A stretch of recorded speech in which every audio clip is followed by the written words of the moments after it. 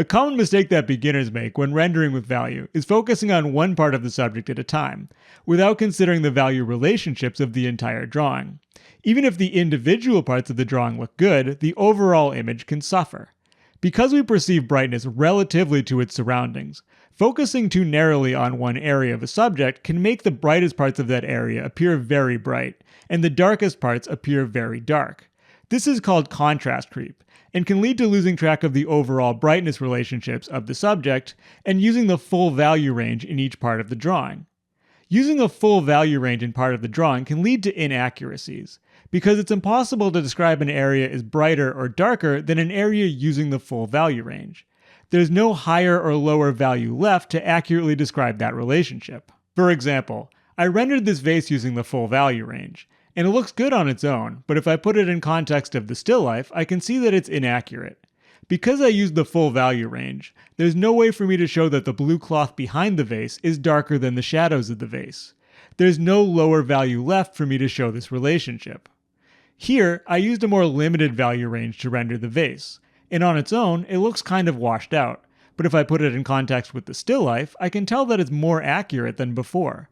It's not the darkest part of the subject. To avoid contrast creep, we consider the brightness relationships of the entire subject.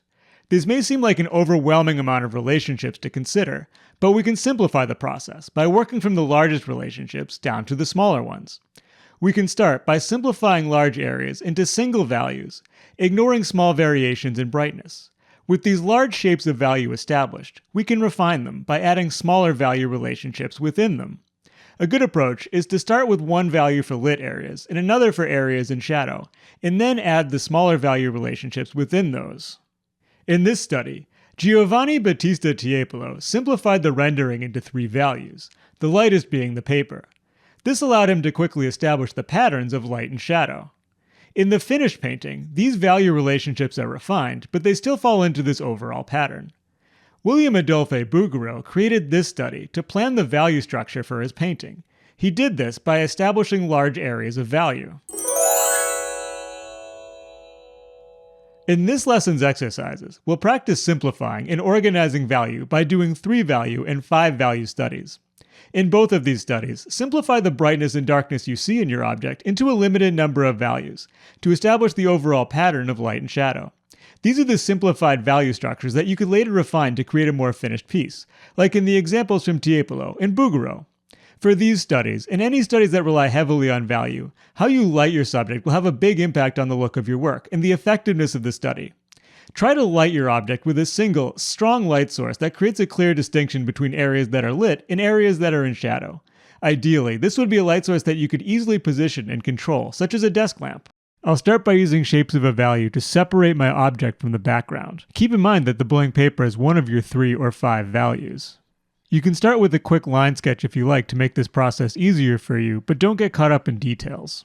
Next, I'll add shapes of a darker value to separate the lit areas of my subject from the areas in shadow. This is the third of my 3 values. So it's 1 value for the background, 1 value for the lit area of the subject, and 1 value for the shadows. You don't have to do them in this order either. There's a lot of little details in the teeth area, but I'm going to try to simplify them. Capturing details is not an important part of this study. Instead, we want to focus on the values and the larger shapes. We can expand on the 3 value study to create a 5 value study. For the other 2 values, I'll add a darker area within the shadows and a darker area within the lit area. It's possible to instead add brighter areas to the lit areas for highlights, or brighter areas for reflected light in the shadow area. But with most media, it's easier and more reliable to darken an area than it is to make it lighter.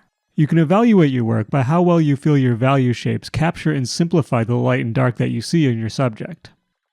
For your 90-minute study sessions, spend the first 30 minutes practicing 3 value and 5 value studies. Spend the next 50 to 55 minutes drawing your object to the best of your ability. If you finish your drawing before the time is up, draw your object again with the remaining time. If you don't finish before the time is up, you can pick up where you left off in the next study session, or take extra time if you'd like.